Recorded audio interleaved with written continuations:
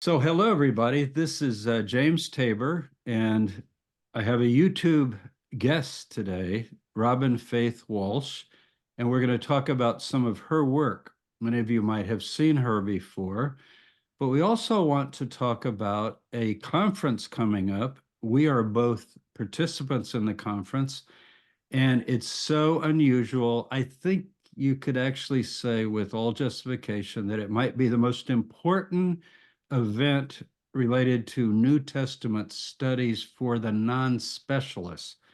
Now, many of you who listen to my channel, who follow Robyn's work and the work of many of us that are putting ourselves out there publicly, you're kind of non-specialist specialists, because I'm telling you, I know Robyn feels the same way with people we hear from, and they'll write and say, "Oh, I've read all of this and I read all of that, and I just had a question," or whatever.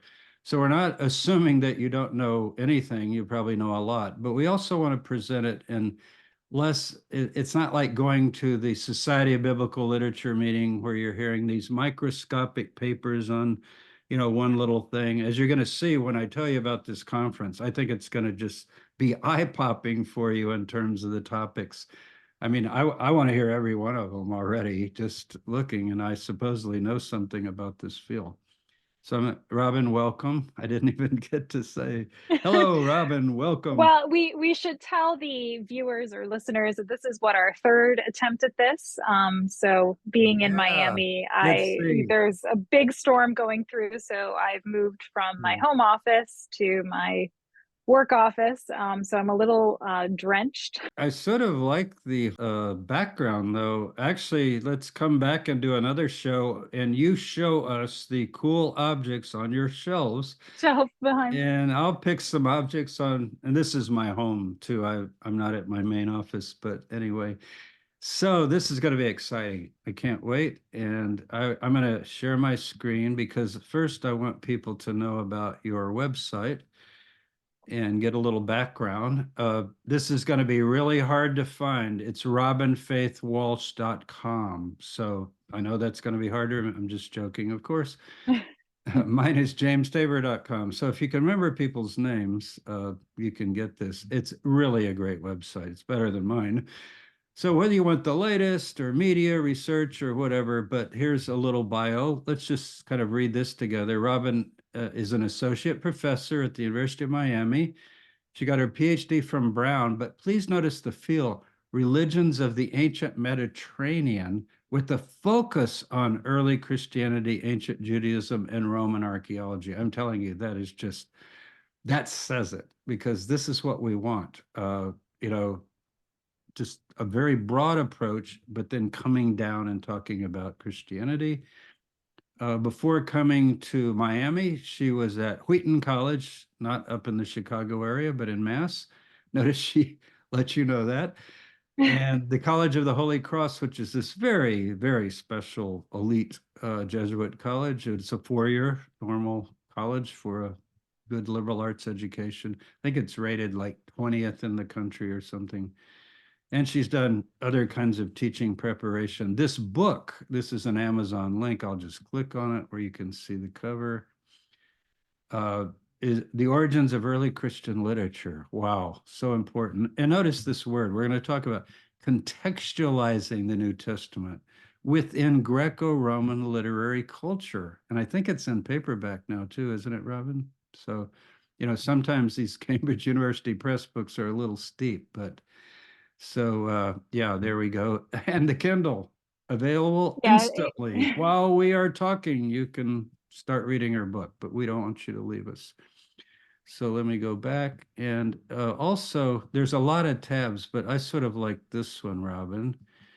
Uh, you can do her research, her full CV. This tells you the most to me, like, what do you teach? And you can just look at these, everything from Star Wars to sports and religion, from antiquity to the present. I bet you're one of the more popular teachers just because of your skills as well as you're great. Whenever you see a list of people's courses and you go, yeah, I would take every one of those, then you know they're good. And this you don't have to go to the University of Miami to get this. This is with Mythvision podcast, Derek Lambert. And I have two courses with this and another one coming out on Paul in September. By the time all of you are going to go to this conference that we're going to tell you about in a minute. But here's another course of Robyns. And I think I don't know if this is clickable, but either way, I'll put it in the description. And this is the kind of course where you buy it. What is it? $39 or $29. It's a very reasonable price, and you get 8 or 10 lectures, and you get and didn't you say this is actually 2 courses, really? This is the one on Paul, but Yeah, there's one on Paul and one on the Gospels as yeah, well, just looking exactly. at the development of early Christianity broadly. Exactly. And here's some Yeah. of Dr. Walsh's different media appearances and so forth. So I'll put that in the description. You can remember it. You should really explore it. Even the research, she's got her interests here, but look at these different journal articles and book chapters, and some of them are clickable and others are copyrighted, and you have to get the book, but you get the idea of the broad range of her work. And she's going to be part of this. So let me go to this. This is Bart Airman, UNC Chapel Hill, down the road from me at Charlotte, UNC Charlotte. I'm retired now, but not too far from my school still. And he started this last year, NINT 23. If I go to that, it's going to go back to last year, which we're not pushing now. You can still get it. And look, there's Robyn Faith Walsh, and there's James Tabor, and there's some other really great people, Canada and many others, Amy Jo Levine. So we were asked to be part of it last year, and we just liked it so much. And now it's getting repeated, but it's on Paul. So it's 2 days, September 21st and 22nd, 2,200 last year. I think we're going to have 3,000 or 4,000 this year. It's all online. It's all virtual. If you can't attend everyone live and view it, you'll watch it later and you own it. You can go back and study it. You can share it with some of your friends and so forth and have little study sessions. The key to this, I think, is that it's for the non-specialists. And as people, I talk to so many people, Robyn, I'm sure you do too. They really know a lot, but they majored in engineering or they majored in business or I have a vice president of Bank America and he takes all my courses and reads all my books. Why? A passion for this. So we decided to do it as a career. A lot of people didn't do that, but they actually have the same interests as we do. So this is what's so great. Bart came up with this idea. I don't know how many of these people you know, but it's sort of a who's who plus me. I'm so modest, but or Robyn can a who's who plus Robyn, but really, I'm thinking of Paula Fredrickson. Just read her bio. Bart, of course, many of you know him. He's probably the most prominent person out there on the internet. Jason Staples was a student of Bart's. So take a look at it. You can get their bios and look at this. As you go down, you'll get the conference topics. That's what's going to pull you in. Look at this. Fuzzy math. The challenge of counting Paul's authentic letters. 13 letters with Paul's name. Is it like 8, 7, 10, 12? And how do you decide and everything about it? I don't know exactly what Ben's going to say, but Ben is great. I think he's at Clemson, right? I think that's where Ben teaches. And Jason, as I said, was a student of Bart's. Joel Marcus, wow, what an amazing scholar. And what a topic. Paul, the law, and the Jewish people. Boy, has that been discussed a lot. And then there's a scholar named Robyn Faith Walsh, and she's going to do Paul as a philosopher. And I've talked to her a lot, and she basically said something like, Paul's a Middle Platonist, and you go like, what? I was reading Romans and I'm trying to figure out what he says about salvation, and I need to know something about like Greek philosophy. Well, wait till you hear her lecture, I'm telling you. So let's just read it. This lecture will address Paul's use and understanding of ancient philosophy. Think about that, with his reference to Platonism and Stoic cosmology. Cosmology is your view of the universe. So think about it. Paul is a Jew. We think he's a Pharisee. He says he's a Pharisee, son of a Pharisee. He studied in Jerusalem, we think. But what was his, when he looked up, what did he think he saw? I wrote a book called Paul's Ascent to Paradise. What is that? Like he goes up? What is up? So Robyn's going to talk about if you don't know cosmology of the world, think of it today. If you didn't know our general view, I don't mean flat earth, okay, but our general accepted view of cosmology, you couldn't talk about the 20th century. You might think the moon is made out of cheese or it's a god and you would pray to it or something, right? So she goes on to describe it, and you can read the details. Paul's sexual vocabulary. Wow. Whenever you start talking about sex and all the words, what do these words mean? What do they actually mean in terms of, and then it's 2 days. You can see here's the other day. And there's Paula Fredrickson, Paul and Pagan Gods. I know some of what she's going to say because she talks a lot about if Paul brings someone into the movement that he's pushing, are they converts or not? Like, what actually is the process? What's going on? And Robyn also overlaps with a lot of that because there's some familiarity and there's some strangeness and there's some oldness and some newness. And, we don't want to treat the world of Paul as just background. I'm going to do Paul's greatest idea, according to me, and how it was superseded. Everybody forgot it because of Trinitarianism. Paul's radical reimagining of time, grace and giving, that's so important. We were talking about it earlier, Robyn, about that collection. This is money, taking it to Jerusalem, but why? And how would he get money? And boy, is he a diplomat. I don't want to trouble you. I don't want to burden anybody. Everybody should do what they want, but I hope you will do quite a bit because some of you, he's just such a master at this. And then finally, Bart Airman will wind it up. Visions of Grandeur, Paul and the Plan of God. When he told me that, I said, oh, so you're doing what I'm doing. He says, not quite. It'll be different. And then there's extra things too. And you can decide what level. This just gets you just about everything. Owning them, background, watch them anytime you want. I mean, that is so reasonable. Why does he put this price on it? Look, I'm a salesman because I go to these conferences all the time. Robyn does too. Believe me, $290 for 10 scholars lecturing and owning recordings of the lectures. I think $290 would be low. I know it would be because I go to the SBL and I know it's hundreds of dollars. So I don't even want to look at how much they charge. So 79, August 24th. What's today? Ooh, good. Tick, tick, tick, tick. 19th. You people, listen, don't forget. You can say, and I don't think it goes up to that, but it will go up a bit. But here, there's these extra sessions like mixers. Bring drinks if you want. 7 scholars are coming, and you get to come because you paid a little more. Imagine that. You just get to hanging out on a Zoom room. It's kind of fun. Post-event breakdown of talks. That's Bart. He's going to go through.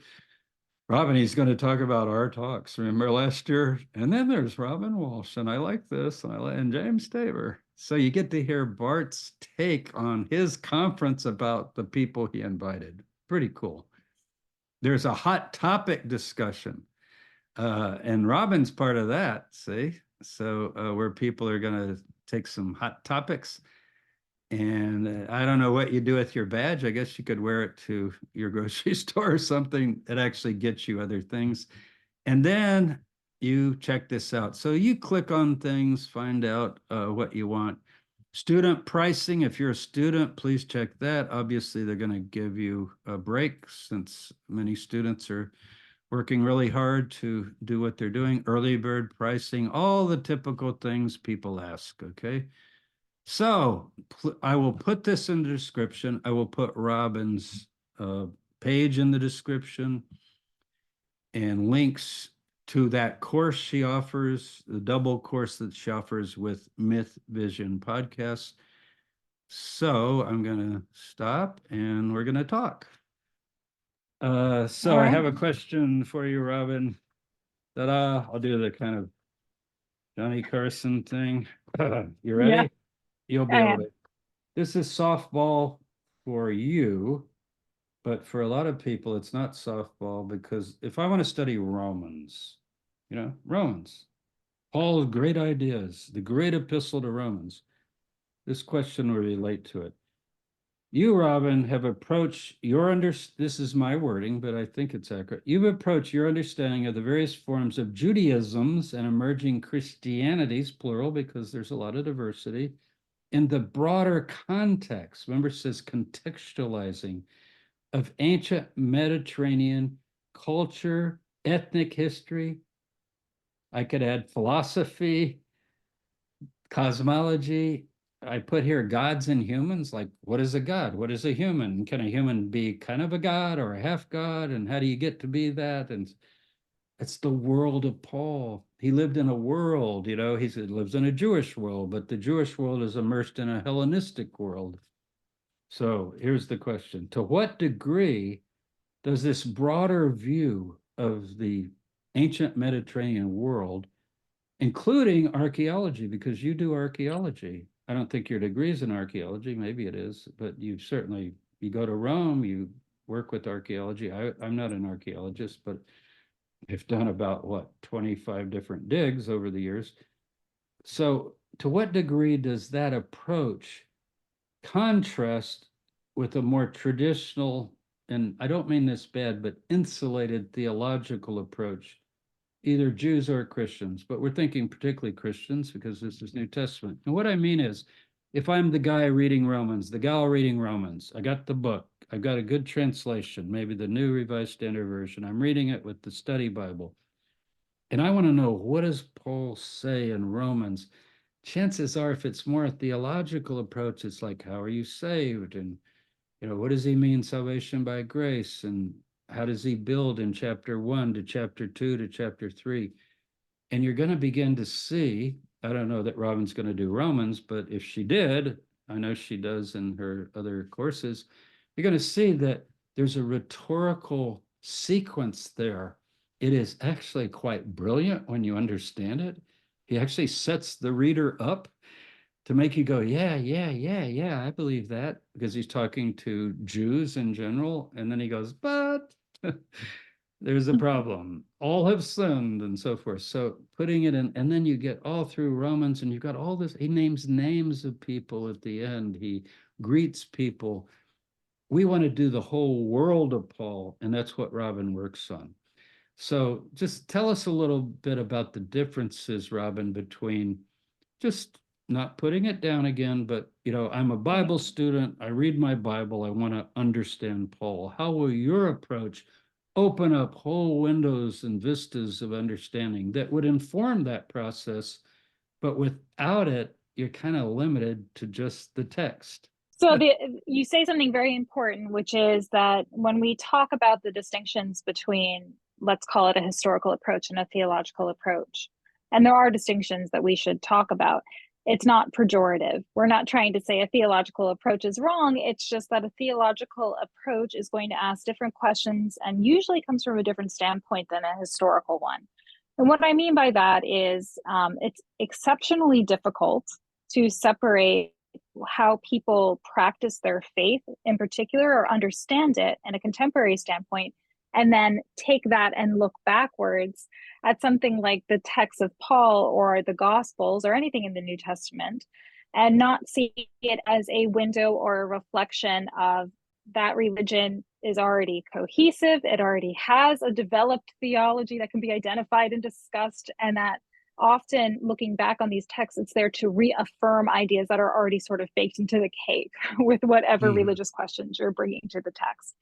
What I think you and I try to do with a historical approach is to say that Christianity, Judaism, and especially, again, Christianity, because we're talking about the New Testament, which is coming from Jewish sources and writers, right? So we can talk more about that. But if we're thinking about Christianity as call it a new religious movement, but a ancient Mediterranean religion, there are certain things we have to look at as historians to understand, as you say, that context. So I love talking about Romans. It's my favorite letter. I think the three I usually teach with are Romans, Corinthians, and Galatians. Those are the three. But the Same here. reason, yeah, Same I here. love those three. And Philemon I actually, throw in because of, oh my God, he is so diplomatically weird to, I shouldn't say weird because that's a bad word in our current political context, but oh, oh my that's God, true. what a complex letter. Because It he's really bound and is. determined to get his way, but I'm not asking or, so yeah, I love Well, it those three brings a letters. lot of complexity to the character, right? Or You who, see, you're reconstructing you as see his a historical. personality. Yeah, he's But the thing I like about Romans is that it brings to the fore a couple of things that relate to what we're talking about. The first is that it's his latest letter. And so we don't know if he ever actually makes it to Rome. I know there's a church history that he does, and he's martyred there. He's trying to get to Spain. And there are even some church traditions that talk about him making it to Spain, or, Mhm. there's artwork that talks about Yeah. this. But he is basically presenting what I've called elsewhere, like spiritual CV. It's like his resume. He's trying to say to these Romans, this is why you should sponsor me and bring me to Rome to talk to you more about these ideas. And he's presenting, sometimes people call it a more mature theology, but he's basically putting his best foot forward to try to convince these people to sponsor him and to bring him to Rome. And so he, in doing that, it's a great review. It's kind of like the best of Paul. So it's a great letter to look at for that reason. But it's also, it stands out to people sometimes, to when they realize he hasn't been there, right? So this is not a Pauline community that he has founded. This is a group of, Jesus curious people, whatever term we want to use, Jesus movement, early Christian I like movement. that. We're not really Jesus using the word curious. That's a good one. Jesus curious at the very Yeah. least. And so somehow that ecclesia has coalesced, in that particular place. And he's trying to get himself there to present himself to them. So when we think about early Christianity and its development, that's really interesting too. And it challenges this idea that every time you have a Pauline letter, this is a cohesive Christian community that sees Paul as an authority. And so therefore everything he says has to be taken as, should I use the word gospel? I shouldn't, Right. but should be taken as a serious position taking on the early church. I think that can be really troubled for a number of reasons. I mean, obviously with Romans, because he hasn't met them, but also it brings us into a different perspective back to the historical, where you have to really think about the development sociologically of how new religious movements form. What kind of interests do these people have that can be political, economic, as well as what we might call religious? There's a lot going on there that I think we miss if we just assume these people are writing by for religious communities. And that's the other reason I like Corinthians, because once you look at the letter to the Corinthians, you realize, oh my God, these people have there's a little cohesiveness in that community, the Yeah. way that at least Paul would be happy with, right? Even Galatians, he's mad at them at the beginning. And you see the tensions and the different social spheres at work. And it really gives us, I think, a richer idea or a more textured way to understand how this movement starts to develop. And then the other thing is, there's a tendency, we talked about this a little bit before we were recording, but coming from the perspective of classics. So I started in classics and then started to develop my interest in the New Testament and New Testament texts and history, archaeology, etc. But one thing you can sometimes see is it gets very idiosyncratic when you see Greek New Testament terms that are sometimes translated differently than you find in other Greek texts, especially philosophical texts. And that's very, very strange, because when someone like Paul is using Greek philosophy, he's an excellent Middle Platonist for his time period, which means that he's been educated in a way that he is very familiar with Platonic ideas, with Platonism, and very interested and well acquainted with Stoicism. And he combines those things together in the way that he presents himself, which is, I think, ultimately between his knowledge of philosophy and his ability to engage those intellectual ideas, which were not exclusive to Christianity, but part of the interest of the ancient Mediterranean broadly at the time, for anyone who wants to hobnob in those kind of intellectual ideas, or sort of emulate what they see going on with the native aristocracy and, the wealthy. at the time. That and also Judaism was very interesting to people who were not within Judaism already. So because the Hebrew scriptures were very ancient, we know that people were quite curious about what's in those texts. And also in this period too, as Rome expands the empire, anytime they, I guess we would call it, colonize a new people, whether it's the Judeans or the Germans, there's always a kind of renewed interest in the history of those people and their religious traditions. I mean, the Egyptians as well, right? What's going on with their gods and what's going on with their narratives. And so I think all of those in combination give us a different view of how Christianity starts. It's not just that Jesus is born, died, is resurrected, and therefore everybody just automatically understands. And when Paul comes to the door, you answer and you say, yes, Paul, I'm going to abandon my whole life and, follow what you're saying about a Judean peasant who was executed. That doesn't make a great deal of sense to me as a social formation. No. And but what makes sense to me. Oh, no, you go ahead. I've been talking long enough. That's fine. There's a little bit of a delay, so, but it's okay. Yeah, no, you go ahead. So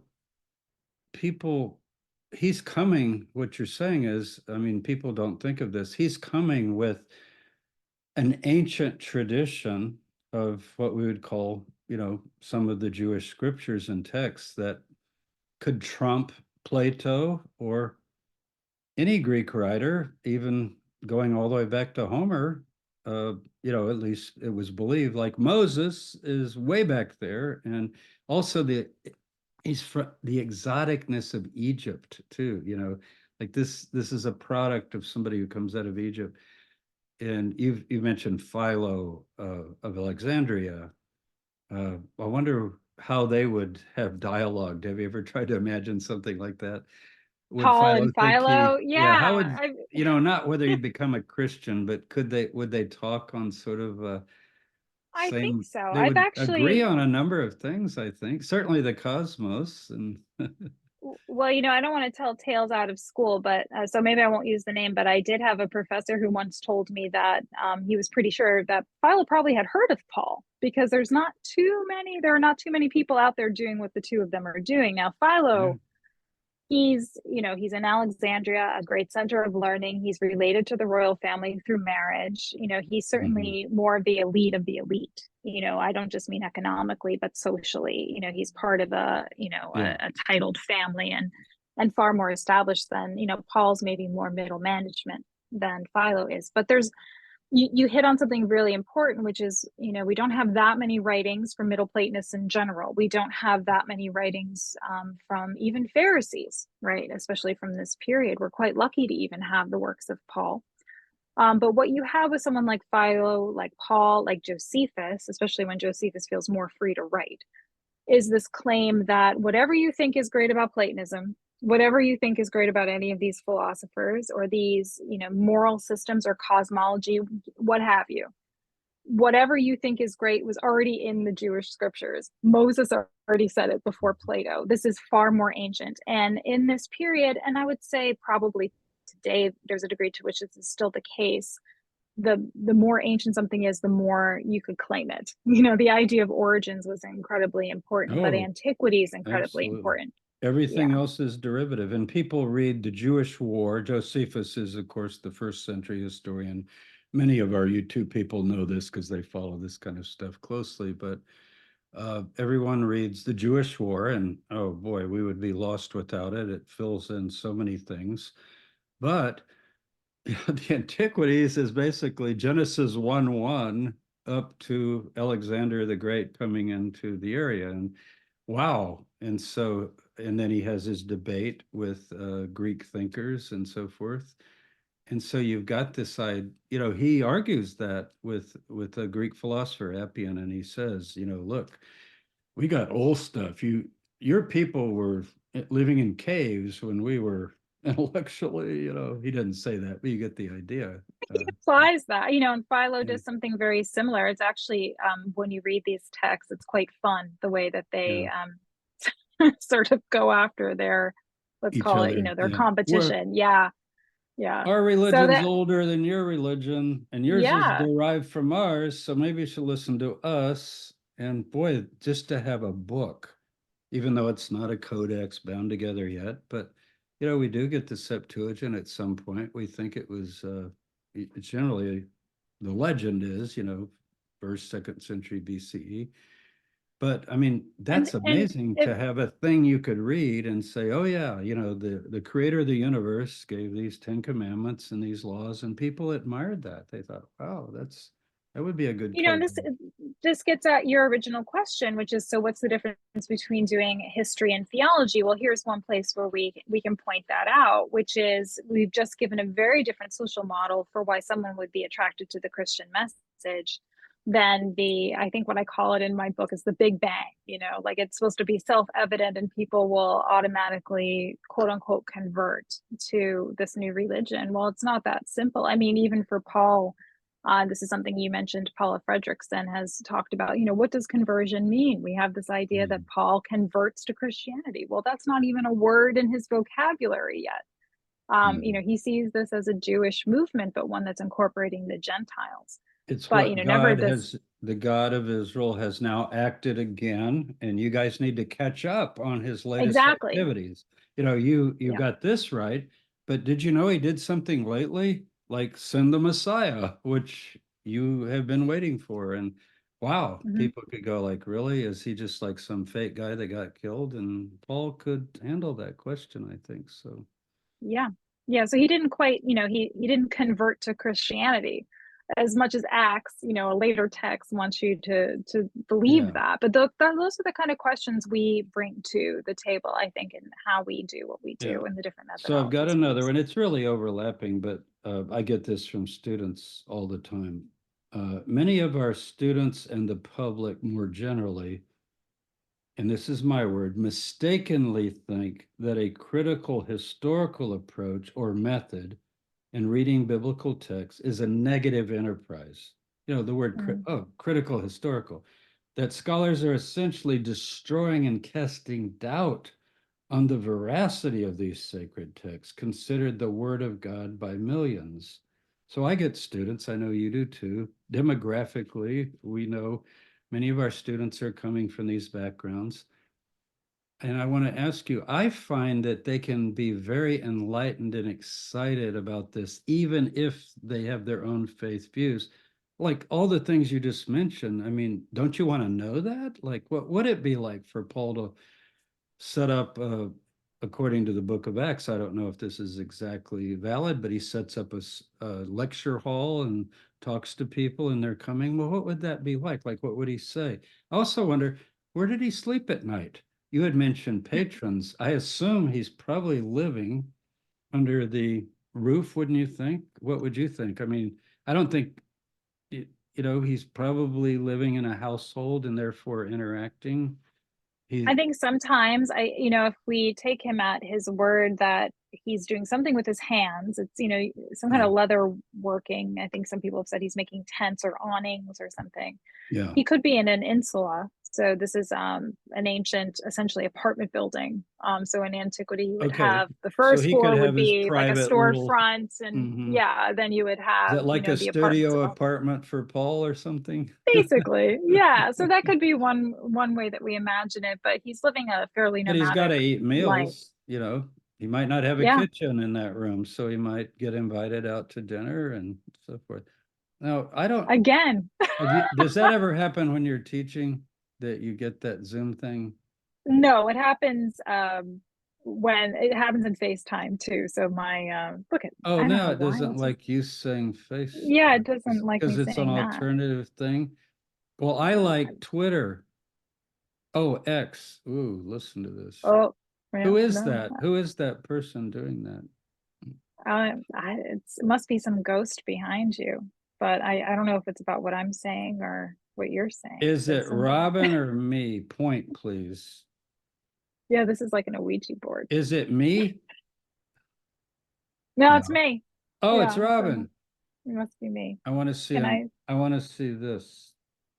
Thank There we Robyn. I don't have it. You violated. I asked, is it Robyn or me? It's you. You're saying I must be saying it must have been the Insula the comment. I think I think yeah. it's the Zoom police. Yeah. That's so funny. No, that's happened when remember during COVID, we would teach online. and I would be Yeah. making some point, and all of a sudden the kids would go And that would wild because they'd be happen. like, Dr. And I would think, what did I say? I was saying like good things that Yeah, now I'm self-conscious. Now I I don't have know to be what to do. careful what I say. Okay, that is so funny. I'm so glad it happened, though. I'm so glad it happened. Who are you? We should Decides to ask it more hide, questions. decides to hide now. Okay, so what does Romans 3:15 mean if you know so much? Because I don't even know what it says. I just made that up, but I know there are 15 verses in chapter 3. Ask the ghost. Don't ask me. I'd have to Yeah. grab. I'm looking now for a Bible somewhere. So I left my anyway, Nestle out at home. that's great. And you think of the big words, like you mentioned vocabulary. I Yeah. got my Liddell Scott nut here, but the big thick thing that we've all worn out over all these decades looking. Yeah, there you go. See, there you go. It's right here. Yep. By the way, Always within Robyn, reach. I taught with Robert Wilkin at Notre Dame for a few years, and he went to UVA then, and his Liddell Scott, that particular, not the abridged, Yeah. it was dog-eared, and it looked like when he turned the pages, it looked like, oh my goodness. Yeah. I have a So couple. mine's not This quite is the like big that, one. but I've spent hundreds of hours in that thing, and now I have it electronically, thank God, so I can. But anyway, the point is you look up a word, just a common word used in the Hellenistic period, maybe even a Koine Greek, as we call it, common word. And like you said, it gives all of these references in classical literature and then later literature. And it's really important for us to try to understand as much as possible what it might have meant.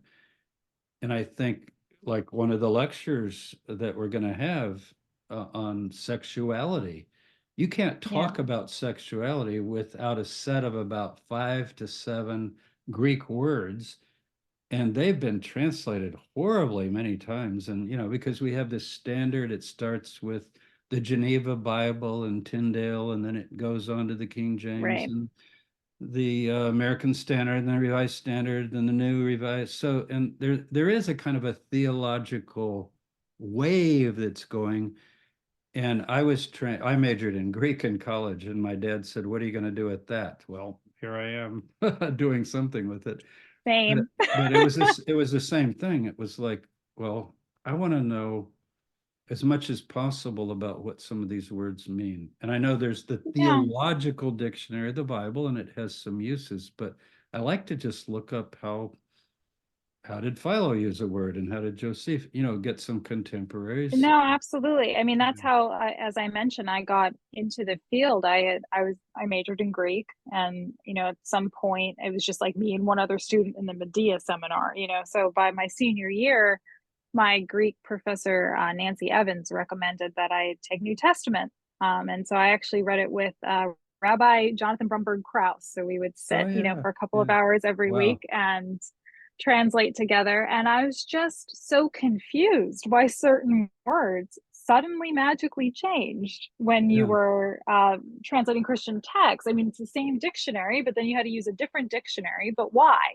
Yeah, right. It's those questions that really bother So you me. get And out also, Bauer, and Art and Gingrich, yeah, as we call it, if you want to know what the New Testament meant. But then if you which makes no no sense. sense at all, It because didn't like make we're any sense. speaking in English now, and we could speak academically, or I could say I need to go get a glass of water, and I mean, whatever.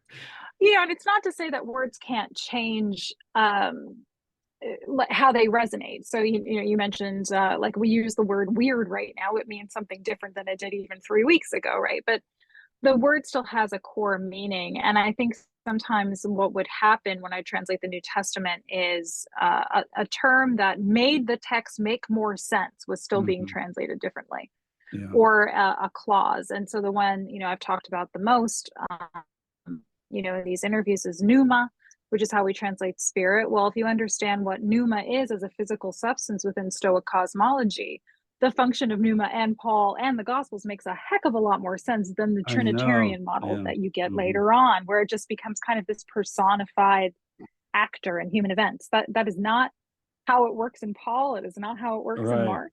I love And if you David understand, Litwa's, David Mhm. works on that a lot, a Yeah, similar way that you do, where if you're going to read 1 Corinthians 15, just yep, calm down.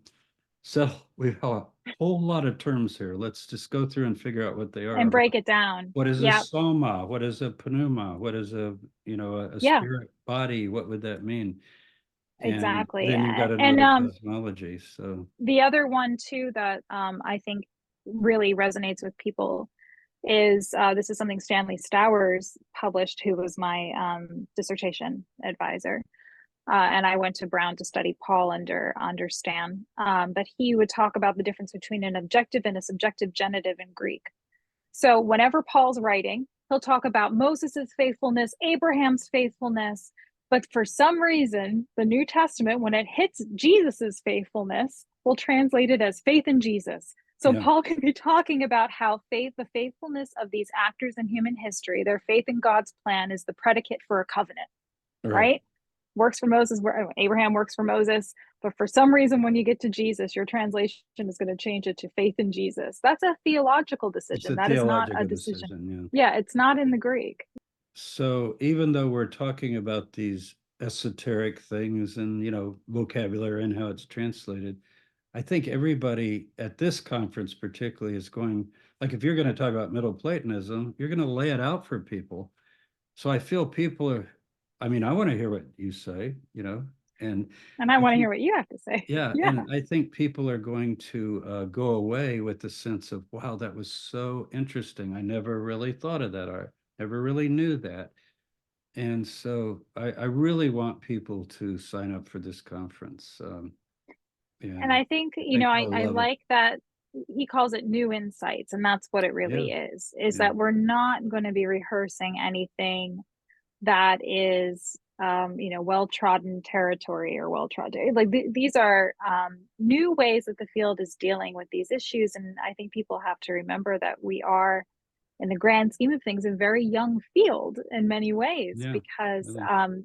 you know it, obviously the critical study of the New Testament's been around for a while, since the German Academy, around that era, the Romantic era. However, usually it was people who were themselves coming from a faith-based perspective. So, it's Yes. only been a few generations of scholars who have come into this field from what we might call the outside, but come from Right. classics or from material culture, archaeology, Sure. from other perspectives, to bring new insights into the field. And I think that's what And people will be then getting. if you do that, you won't be as likely to have presuppositions about, well, Judaism, this monolithic relic that was superseded by this new Jesus thing. You would Right. actually understand that the movement is flowing along out of those very things, even if this particular group disagrees with this group about who the Messiah is or what he's supposed to do or whatever. Exactly. So here's the final question, because we don't want to make this too long for either of us or the audience. What's your favorite passage in Paul of whatever letter you want to quote? And by favorite, just anything you want to name, either insights or you really like it, or you said you love Paul. You've gained a lot of interesting things from studying Paul. I think you mentioned it is 1 Corinthians 15. And the reason mm, I say that is I have a piece that should be coming out. I mean, I've done the proofs, so it's either in the next issue or the issue after that, but for Harvard Theological Review, on something mm, that you've worked on, which is what does it mean for Paul to be talking about people with the coming kingdom, and this idea that the Messiah is waiting, kind of marshaling this heavenly army to bring in this new kingdom, and how people can understand their role in all of that. mm, And so, one thing I really like in Paul that I don't think gets quite enough attention, although again, people like you or David Litwa have worked on this a bit, but how space, we would call space, mm, but cosmology works with this. Because one thing I was asking myself when I was working on that subject, and you see it in 1 Corinthians 15, like Paul talks about the moon a lot. Actually, yeah, he does. he Yeah. talks about this the stars and the moon, and he talks about things like the third heaven. The kind of What the heck? glory that they have, which is Yeah, actually a the kind of doxa. scientific term, in terms of, It is. That's yeah, what my article's about. So people okay. will say, like, oh, he just means it's shiny. And I go, wait a minute. Doxa as a philosophical term has been around forever. You're telling me this guy knows what pneuma is? He doesn't know how else to Yeah, translate doxa. exactly. Okay, that's really And interesting so, because that yeah, would probably be I love mine that. too, along with maybe Romans 8 or something, where he thinks the Yeah. cosmology itself was subjected to what he called, it's translated futility, but sort of like just one of the laws of thermodynamics, you would call it. It just doesn't, it's not going to last. It's going to run Yeah. down, And going that's to a Stoic decay, idea. but There's it's going to eons to get things and liberated yep, along. So he's got a huge plan in mind for he the does. cosmos. I mean, ask Yeah. people, does Paul believe the cosmos will be saved? And the answer is yes. He equates it in several places. So yeah, I think he's scientific in his own way. You got to know Hmm. your way around those heavenly spheres. You can't just sort of head up there. It's dangerous. Yeah, and I think for people who have an afterlife imaginary that's really focused on, I don't know, like Augustine and Dante, it's weird to go back and think to yourself, well, what does Paul think the moon is? Because if you look Yeah, at other ancient philosophers, or look at, I mean, even go forward and say, look at Lucian. It's a clearinghouse for souls. That's where the soul's going to shoot off because it's made of the same stuff, the ether that circles around the moon. yeah, And so most Middle Platonists think that your so-called soul is going to shoot up into the atmosphere. yeah. Well, So it becomes very interesting. I hope your Harvard article isn't captured only by the journal, but maybe they'll give you permission to put it on academia or whatever, at least at some point. Well, actually, Paula is editing a volume on Paula Fredrickson, Mhm, with Stephen Young and Alexi, and I'm sorry, I can't mhm. remember his full last name. It begins with a CH and it's very long, so my apologies to Okay, Alexi. But they're editing a volume on Paul, and so they've asked me to do kind of a copyright safe but more accessible version of it. So good, it'll good. be in a few Yeah, places, I hope. And I'll talk a little bit about the ideas behind it in my talk for at the Airmen conference. at our conference. Yeah. Okay, everyone, look in the description. Uh, follow Robyn's page. Look at some of her things. The book's in paperback now. Think about reading Paul's letters in the context of the literature of the time. I mean, it's exciting to think about, and who else wrote and who else used certain genres and approaches and so forth. And we're going to see you all in September, I hope. Lots of you. And we'll put the link to the conference and also Robyn's course with Mythvision podcast, or Mythvision courses, it's called. Derek Lambert's station. Many of you follow that. So, Robyn, thank you so much for, we started out during a storm and you were Yes, freezing and pixelated, and now you're very clear. always. So, Yes, good. I'm glad that this worked out, yeah, and I'm thank you for glad a great we conversation. gave it another try. So that's great. Thank you so much. And I look forward to seeing you virtually or face to face in the coming months as we move along through the year. Thanks a lot. Same. Thank you. Okay.